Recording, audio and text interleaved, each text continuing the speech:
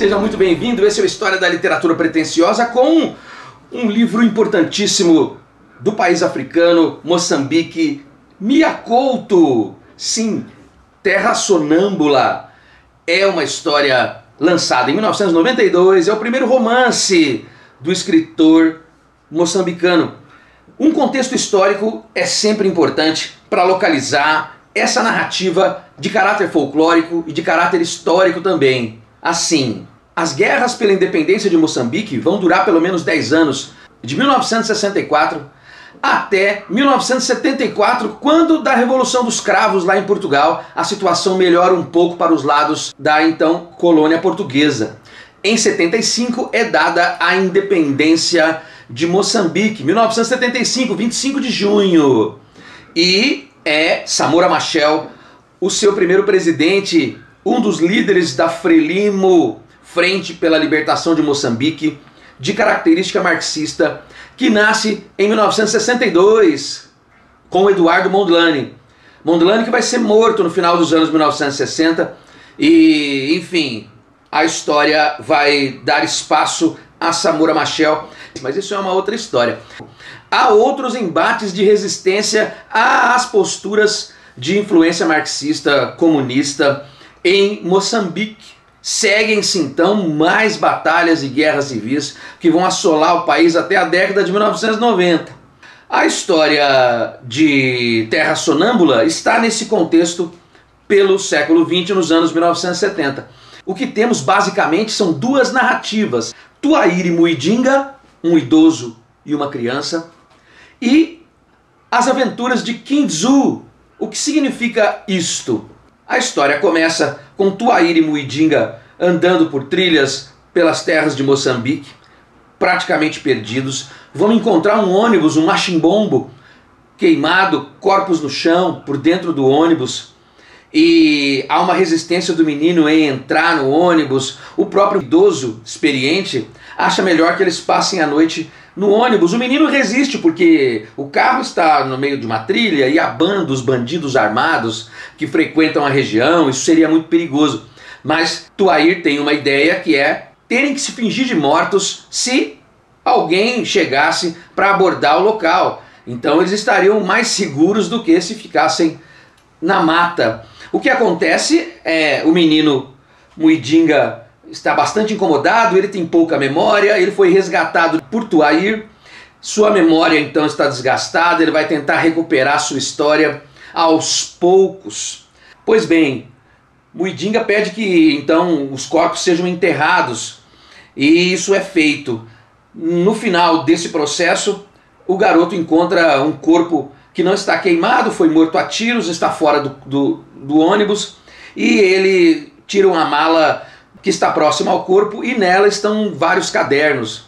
Os cadernos de Kindzu são 11 histórias que serão lidas por Muidinga para Tuaír.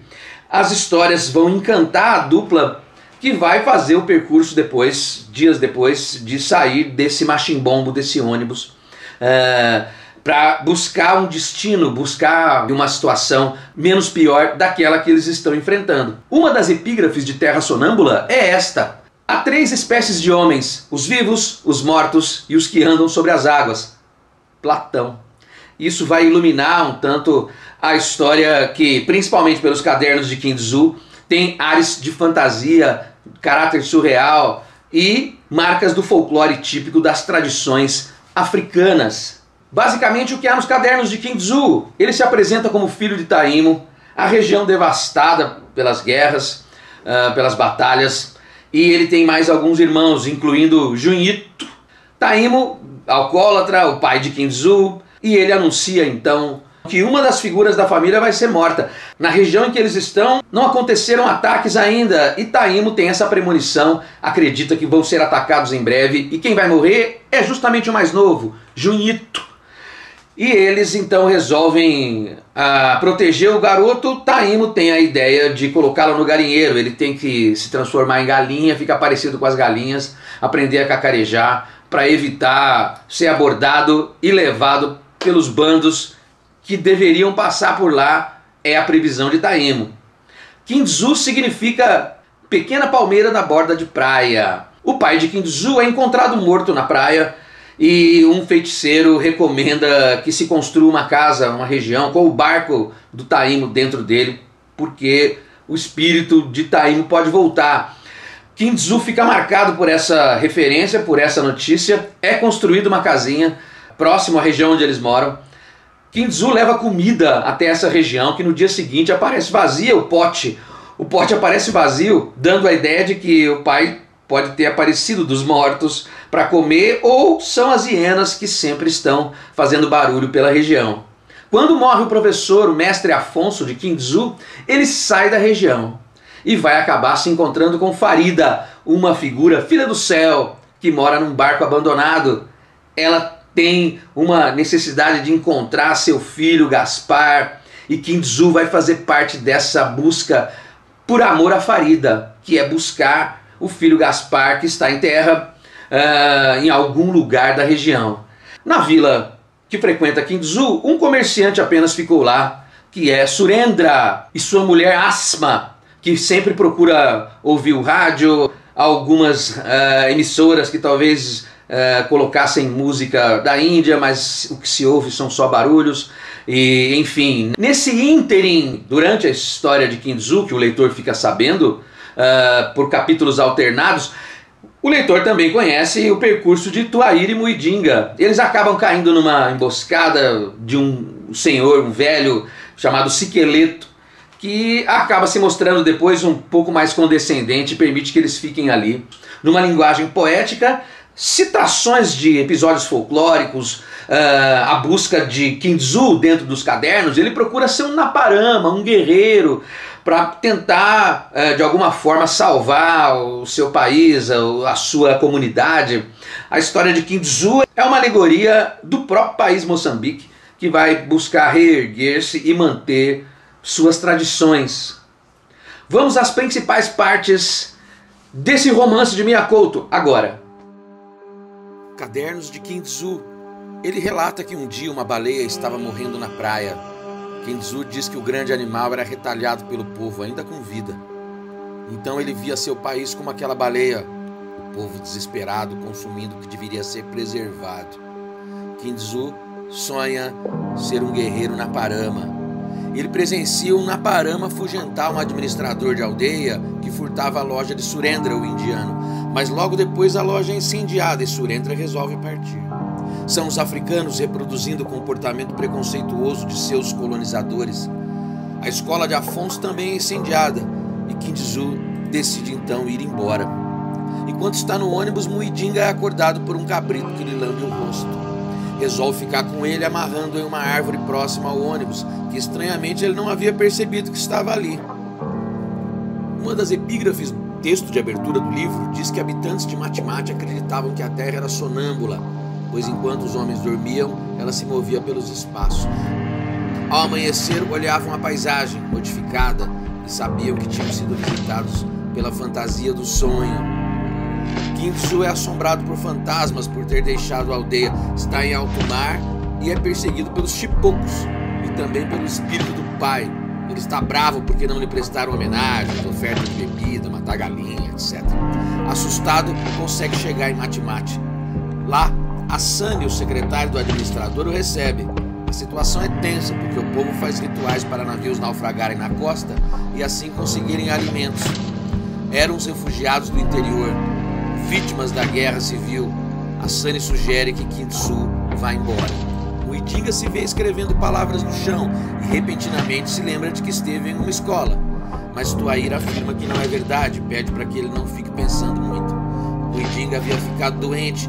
Tuaíra o encontrou abandonado num campo de refugiados. O idoso batizou o garoto como Muidinga, o mesmo nome de seu filho mais velho que havia partido do país. O velho o ensinou a andar e falar novamente, por isso Muidinga se meninou outra vez. Num navio abandonado, King Tzu conhece Farida. Era órfã, tinha sido cuidada por um casal de portugueses, Virgínia e Romão, mas depois foi parar numa missão religiosa, abandonada por Virgínia. Com saudade de suas raízes, decide voltar para sua tribo. Passa pela casa de Romão e Virgínia tempos depois e sem a presença da mulher acaba se vendo abusada por Romão. Fica grávida Farida, com medo de punições, entrega o filho à missão religiosa. Seu nome, Gabriel. Com o tempo, a mãe busca recuperar seu filho. Não consegue. Kindzu então promete ajudar Farida nessa empreitada. Muidinga se afasta de Tuair, que foi buscar água, e o menino se vê de repente em meio a idosas que, furiosas por terem seu ritual interrompido por uma figura masculina, acabam abusando de Muidinga. Ele acorda sendo carregado por Tuair de volta ao ônibus. Kindzu se envolve amorosamente com Carolinda, esposa do administrador de matemática Estevão Jonas. Ela era muito parecida com Farida, por quem também o jovem se apaixonara. Romão Pinto morre, mas acaba virando um fantasma. Muidinga e Tuair brincam. Eles fingem ser Taímo e Kindzu, pai e filho. Mas Muidinga se cansa da brincadeira e é acolhido pelo velho, que procura alegrá-lo com risadas. Tuair, doente, constrói pequena embarcação. A paisagem perto do ônibus muda constantemente. É a terra sonâmbula. E agora há um mar próximo. Tuair é levado pela maré, mar adentro no barco que se chama Taímo. Kindzu descobre por Asani que Farida havia morrido. O jovem desconfia que ela pode ter sido assassinada. Kindzu decide partir e ouve de Asani que um ônibus sairia de sua própria empresa. Kindzu sonha que é um Naparama e nesse sonho reencontra Junito em forma de galo. Sua mãe aparece e o leva, agradecida. Kindzu sente que a noite vai chegando ao fim e qualquer coisa lhe diz que ele devia apressar-se antes que o sonho terminasse.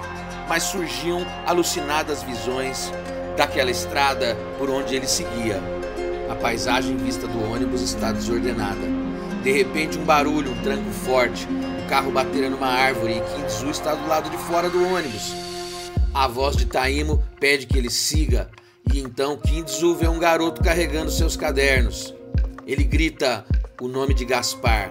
As folhas caem da mão do menino e então as letras vão se misturando ao chão, se transformando em páginas de terra. Muito bem, você já sabe, esse é um enredo que não é linear. As histórias de Tuair e Muidinga vão sendo intercaladas pelas narrativas que estão dentro dos cadernos de Kindzu. Então vamos encontrar aí uma história que mistura, já disse, a fantasia com o registro da época, as dores, as angústias, essa necessidade de Moçambique se superar através do resgate de suas raízes, seu folclore, suas tradições.